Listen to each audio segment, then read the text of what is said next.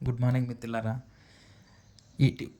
మొన్న December 23, 2025న America దేశానికి చెందినటువంటి బ్లూబర్డ్ బ్లాక్ 2 అనే ఉపగ్రహాన్ని మన భారతదేశం యొక్క రాకెట్ ద్వారా నింగిలోకి ప్రవేశపెట్టారు. సో, దాని యొక్క విశిష్టతలేంటి, విశేషాంశాలేంటో మనం చూద్దాం.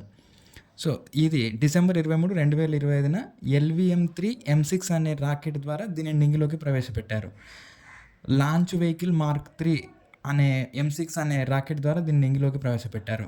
దీని విశేషాంశాలు చూస్తే దీని బరువు 6100 కేజీలు. అందుకని దీన్ని బాహుబలి రాకెట్ అని కూడా పిలుస్తారు. మన దేశ చరిత్రలోనే ఇంత బరువైనటువంటి ఉపగ్రహాన్ని అనుకున్నటువంటి నిర్దేశిత కక్షలో ప్రవేశపెట్టడం గొప్ప విషయం.